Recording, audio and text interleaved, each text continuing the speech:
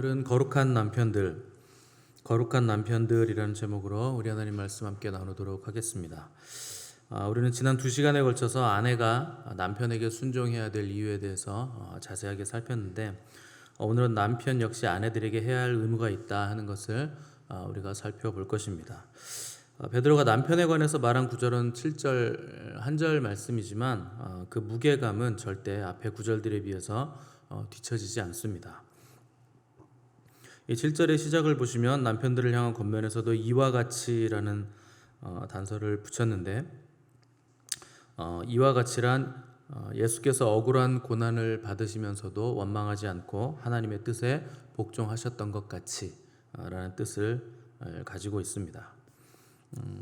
또한 그 지식을 따라 또 진리의 말씀을 기준으로 해서 아내와 동거해야 된다 이렇게 얘기를 했는데, 이것은 결혼 관계를 세상적인 제도로 볼 것이 아니고 하나님께서 세우신 창조 질서와 영적 원리를 아는 그 지식 안에서 볼 수 있어야 한다 하는 뜻을 가지고 있는 겁니다. 또 지식에 따라 아내와 동거하라 하는 말은 단순히 그냥 같이 살라 하는 뜻이 아니고, 아내를 연약한 그릇으로 알아서 그를 돌보는 총체적인 돌봄의 관계로 지내야 된다 하는 뜻을 가지고 있는 겁니다.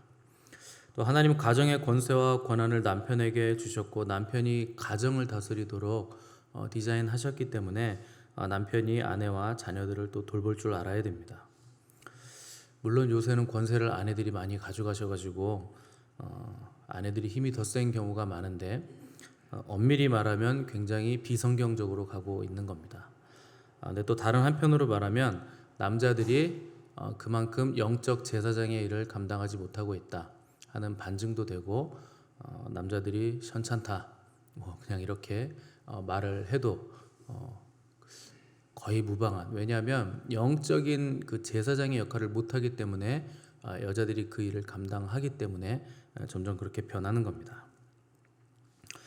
지금 여자들이 지혜가 상당히 강해졌는데, 베드로가 이 편지를 쓸 당시에 여기기는커녕 여자는 그냥 자기의 재산 중의 일부로 생각해서, 어제도 말씀드렸지만 돈은 꿔줄 수 없지만 아내는 빌려줄 수 있다. 그러니까 로마 시대는 아내는 빌려줄 수 있을지언정 돈은 빌려줄 수 없다 하는 말이 유행했을 정도로 아내는 재산의 일부고 재산 중에서도 가장 쉬운 재산으로 여겼던 시대가 베드로가 이 편지를 썼던 시대였습니다. 그런 시대 베드로가 아내를 아주 귀중히 여기고 존귀하게 여겨야 된다 이렇게 말씀한 것은 당시로서는 세상적인 가치를 정면으로 거스르는 명령이었고 도전이었습니다. 근데 이런 말씀들을 보면 하나님은 여자들이 어떤 존재이고 그들이 어떤 역할을 할 것인가에 대해서 이 성경 말씀 속에 감추어 두셨다 하는 것을 우리가 알 수 있어야 됩니다.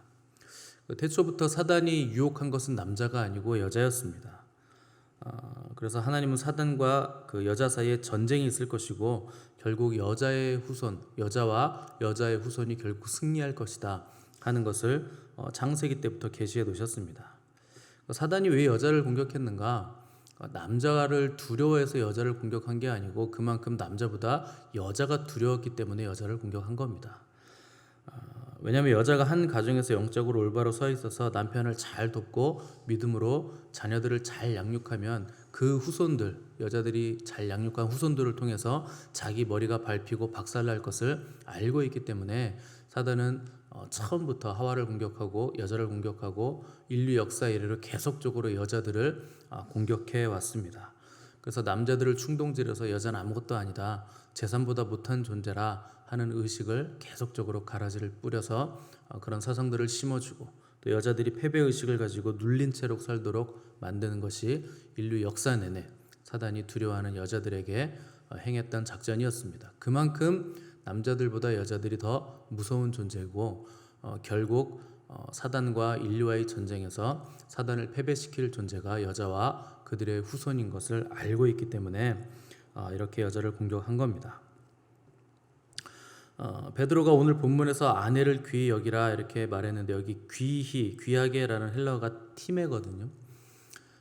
티메가 존경, 존중, 위엄이라는 뜻입니다. 디모데라는 이름이 있잖아요. 그래서 영어 이름에는 이제 티모시 이렇게 발음을 합니다. 그래서 이름이 존귀라는 팀에 와 하나님이라는 데오스가 합쳐지면 디모데오스 뭐 이렇게 되는 거거든요. 그 로마식이나 그리스식 이름이면 디모데우스라고 이름을 부르는 겁니다. 그래서 하나님을 존귀하게 여기는 사람이라는 뜻이 디모데우스라는 이름이죠. 그래서 그 여자들을 존귀히 여겨야 된다, 존경해야 된다, 위험 있게 봐야 된다 하는 뜻입니다. 베드로뿐만 아니라 바울도 아내에 대한 태도가 어때야 되는 것을 비슷하게 얘기를 했는데, 바울은 결혼하지 않은 것으로 알려져 있기 때문에 이런 것들을 삶 속에서 잘 경험을 못했을 것인데, 베드로는 결혼을 했고 또 삶 속에서 실제로 아내와 함께 삶을 살았기 때문에 자기가 지금 얘기하고 있는 것이 어떤 것인가를 알면서 얘기를 했을 겁니다. 그 남편으로서 베드로는 아내와 삶의 자리에 늘 함께 있었고 때로는 다투기도 했을 것이고, 그 다툼으로 인해서 자기의 영적 상태가 어떻게 변화되는가 하는 것들을 다 경험을 해서 오늘 본문에 보시면 너희 기도가 막히지 아니하게 하려 함이라 라는 표현을 쓴 것을 볼 수가 있습니다. 그러니까 아주 실제적인 내용을 베드로는 자기가 경험한 것을 쓴 겁니다. 그러니까 아내를 향한 남편의 태도는 어떤 관계적인 문제이거나 삶의 질 문제를 넘어서서 남자의 영적 상태, 그러니까 남편의 하나님과의 영적인 관계에까지 아내에 대한 태도가 영향을 미친다는 것을 베드로는 잘 알고 있었던 겁니다. 이건 여러분들도 잘 아시죠? 여러분들이 부부싸움 신나게 하시고 기도하려면 기도가 될까요? 기도 안 된다는 거 여러분 바로 아실 겁니다. 그러니까 내가 아내를 대하는 내 태도가 고질적이고 아주 반복적으로 무시하거나 어떤 악한 일을 행하는 사람은 분명히 하나님과의 소통에 문제가 생기게 돼 있고, 가장 먼저 막히는 것은 기도다 하는 것을 베드로가 오늘 우리에게 알려주고 있는 겁니다. 절대 작은 문제가 아니라는 겁니다. 사무엘상 28장에 가보시면 기도가 막혔을 때 어떤 일이 일어나는 걸 잘 보여주고 있는데, 사울왕 당시에 블레셋이 이스라엘을 쳐들어왔는데 그때는 사무엘 선지자가 이미 죽었을 때였습니다. 이미 사무엘 선지자는 죽었고 또 다윗은 사울이 하도 자기를 죽이려고 하니까 블레셋으로 망명해서 가드왕 아기스의 부하가 돼 있는 상태였습니다. 근데 블레셋이 군대를 일으켜서 이스라엘을 쳐들어오니까 사울 왕이 이제 다시 전쟁을 하러 나가긴 나갔는데 블레셋의 군대의 규모를 보니까 너무나 두려웠습니다. 그래서 이 전쟁을 어떻게 해야 되나 하나님께 물었는데, 그때 성경은 하나님이 꿈으로도 말씀하지 않으시고 우림으로도 말씀하지 않으시고 선지자로도 말씀하지 않으셨다, 이렇게 표현을 하고 있습니다. 우림이라는 건 이제 아시죠? 우림과 둠밈이라 그래서 제사장의 의복 안에 여기다 이제 넣어놓는 판결 흉패입니다. 그래서 그것을 가지고 하나님의 말씀, 전쟁을 해라, 하지 마라, 기다려라, 이런 것들을 하나님의 응답을 주셨던 패가 있는데, 그걸로도 하나님이 말씀하지 않으셨다. 그리고 선지자로도 말씀하지 않으셨다.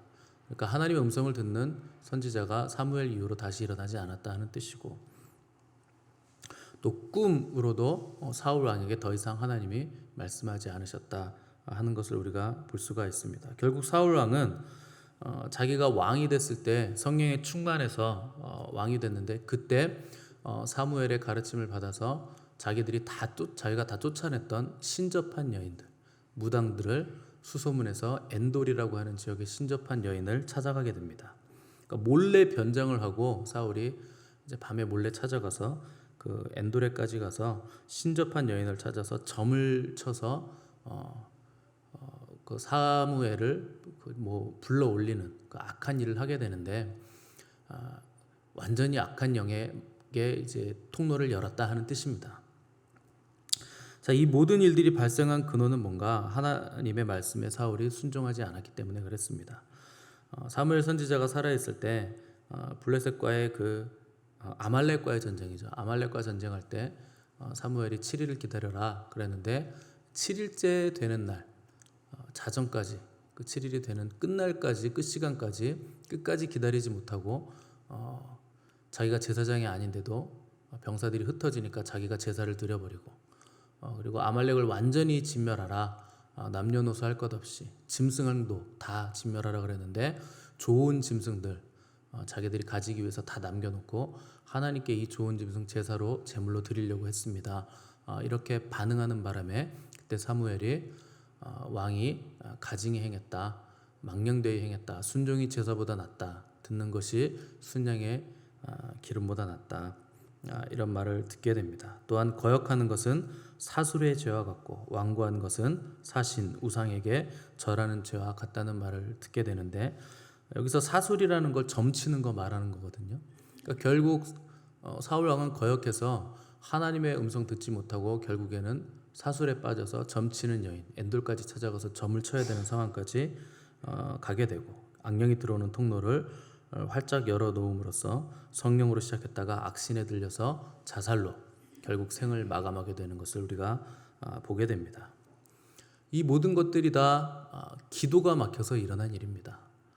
기도가 막힌다는 것은 절대 작은 일이 아니고, 더 심각한 것은 인생을 살면서 기도를 하지 않는 것, 이건 진짜 엄청나게 심각한 일이 되는 겁니다. 기도를 하지 않는데 사는데 지장이 없다, 가장 심각한 문제입니다. 정말 내가 지금 심각한 상태에 빠졌구나 하는 것을 여러분이 아셔야 됩니다. 그런데 아무리 어렵고 힘든 환경이라도 우리가 기도만 할 수 있으면 적어도 숨은 쉴 수 있는 거거든요. 근데 숨을 쉬지 않고 있다, 죽었다는 겁니다, 영적으로는. 근데 기도가 막히면 숨조차 쉴 수 없기 때문에 엄청난 고통에 빠지게 되는데, 남편들이 왜 그런 상황에 자꾸 빠지는가? 아내를 귀하게 여기지 않았기 때문에 그렇게 기도가 없고 기도가 막히는 상황으로 빠져든다 하는 겁니다. 그래서 남편들은 아내를 나와 동급으로 여기면 안 되고 나보다 훨씬 더 귀한 존재로 여겨야 된다 하는 것이 오늘 베드로의 권면입니다. 왜 그런가? 연약하기 때문에 귀하게 여겨야 된다. 뭐 당연하죠. 여러분 고려청자 그거 툭 떨어뜨리면 깨지잖아요. 그럼 여러분 어떻게 하시겠습니까? 그거 비싼데요. 깨지기 쉬운데 귀하게 여기겠죠, 당연히. 당연히 깨지기 쉬우니까, 더 연약한 그릇이니까 더 귀하게 여겨야 된다, 애지중지하게 다뤄야 된다 하는 겁니다. 또 아내가 하나님과 나와의 관계에 있어서 아주 중요한 역할과 비중을 차지하고 있다는 것을 절대 잊으시면 안 됩니다. 그러니까 여러분이 퇴근하고 집에 들어가셨을 때 아내가 무슨 몸빼바지 같은 거 입고 속옷 입고 양푼에 고추장이랑 밥 이빨에 넣어가지고 비벼가지고 퍼먹고 있어도 저거 나보다 저렇게 훨씬 더 많이 먹으니까 나보다 더 강한데 뭘 귀하게 여기나, 뭘 연약한가, 이렇게 생각하시면 안 된다는 뜻입니다. 그러니까 요새는 힘센 여자들도 많으시고 매 맞고 사는 남자들이 많아가지고 무슨 연약한 그릇인가 뭐 이렇게 생각하실 분들이 반감을 가지실 수도 있겠지만, 이건 체력적인 부분이 아니고 감정적인 부분과 영적인 부분을 말하는 것이기 때문에 귀하게 여기셔야 됩니다. 기본적으로 사람은 다 깨지기 쉬운 존재죠. 남편이건 아내건 다 깨지기 쉬운 질그릇 같은 존재들인데, 아내는 더 연약한 그릇이라 그래서 더 깨지기 쉬우니, 아내가 깨지면 여러분 어떻게 될까요? 그 파편이 온 가족들에게 다 날아가서 나도 또한 깨지는 겁니다. 그래서 그 파편이 나도 부순다 하는 것을 알고 아내를 아주 애지중지하고 조심히 다루는 지혜가 필요하다 하는 겁니다. 저도 설교를 하지만 이거 잘 안 됩니다. 그래서 열심히 노력을 해야 되고 배워야 됩니다. 이혼하는 부부들을 인터뷰를 해보면 죄다 이유가 뭘까요? 성격 차이죠. 그래서 저는 궁금한데, 세상에 성격 차이 없는 사람이 있습니까?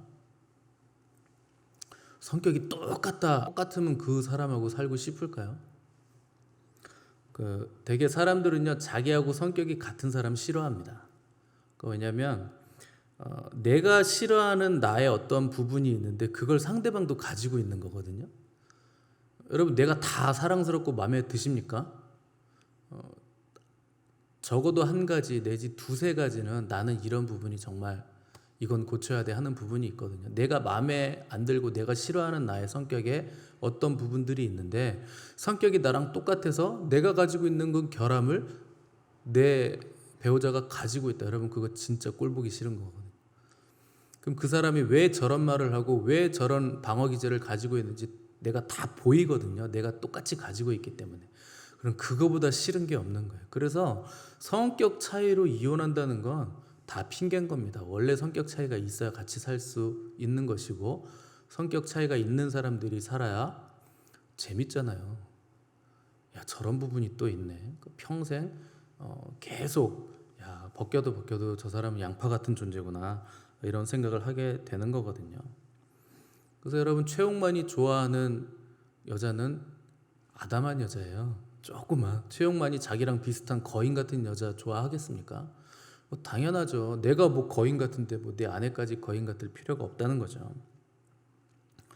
그러니까 나와 같은 것에는 끌리지 않으니까 여러분 내 아내와 내 남편과 내가 성격 차이 때문에 아주 피곤하다. 여러분 그게 축복이라는 걸 아셔야 됩니다. 예전에 경상도 남자분이 경기도 여자분하고 결혼했는데 경상도 어느 지방인지 모르겠지만 김치에 국물이 많은 게 그 지방의 특징이래요. 그러니까 자기 경상도 남편의 어머니는 맨날 그 김치에 국물이 많아요. 그러니까 국물 떠먹는 걸 좋아하는 거죠. 그 지방 사람들은 김치 국물 떠먹는 거. 근데 경기도 여자랑 결혼을 했더니 경기도 여자분은 김치를 겉절이처럼 담그는 거예요. 국물이 제로. 고춧가루만 그냥 묻어 있는 거죠. 그러니까 신혼 때 이 경기도 아내가 김치를 맛있게 해가지고 딱 해가지고 밥상을 딱 내오면서 김치 먹으면 김치 맛있지 이렇게 물어보는 거예요. 한 개도 맛없죠. 국물이 하나도 없으니까. 그런데 신혼이잖아요. 얼마나 뭘 먹어도 다 맛있겠습니까? 그러니까 다 맛있다고 하고 너무나 맛있다 그러고 이런 김치는 우리 동네에 없는 김치인데 너무나 맛있다 이렇게 먹은 거죠.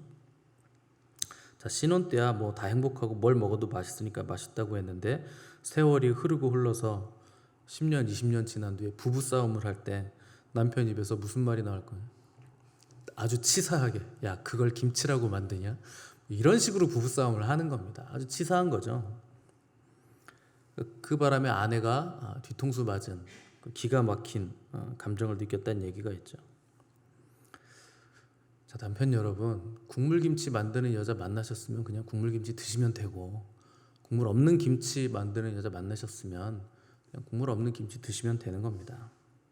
부모가 만들어준 김치 아무리 맛있어도요, 성경은 뭐라 그럽니까? 이러므로 남자가 그 부모를 떠나 아내와 한 몸을 이룰지니라.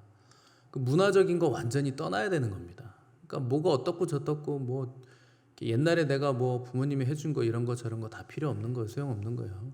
지금 내 아내가 해주는 밥이 제일 맛있는 밥인 겁니다. 그냥 그거 드시면 됩니다. 뭐 요즘에는 내비게이션 있어가지고 그럴 일 없지만 예전에는 남자들이 표지판하고 지도책 보고 길 찾아다녔잖아요. 그 남자들의 특징 절대 길을 물어보지 않는다. 옆에서 보고 있던 여자는 답답해 돌아가실 지경이다. 그냥 한마디 물어보면 될 것을 그걸 안 물어보는 거예요. 그러니까 참다 못해서 아내가 잠깐 세워보세요. 그래가지고 자기가 내려가지고 길을 물어보고 오죠. 그럼 남편은 대꾸도 않고 계속 있다가 아내가 차에서 내려서 길 묻고 오면 남편이 뭐라 그러는 줄 아세요? 그 길 나 알아. 얘기를 하는 거예요. 모르면서 자기가 길을 안 돼. 그거 내가 아는 길이야. 이렇게 얘기하는 거죠.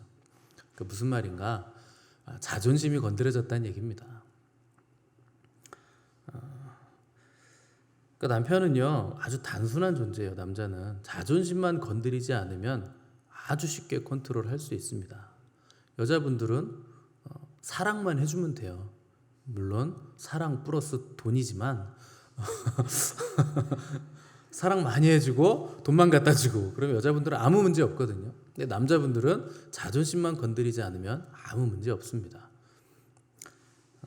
잘 안 되죠. 근데 사실 아내들이 잔소리하는 이유는 우리가 들을 때 나 당신 사랑한다 뭐 이렇게 들으면 좋잖아요. 근데 그게 그렇게 안 들리죠. 자존심 건드려지니까. 그러니까 남편들은 내 자존심을 건드리고 나를 모욕한다라고 느끼기 때문에 계속 버티는 겁니다. 그래서 남편들은 아내의 충고를 사랑의 충고로 들을 수 있는 귀를 가질 수 있도록 연습을 해야 되고 아내들은 남자의 자존심을 건드리지 않게 지혜롭게 말하는 방법을 연습을 해야 됩니다.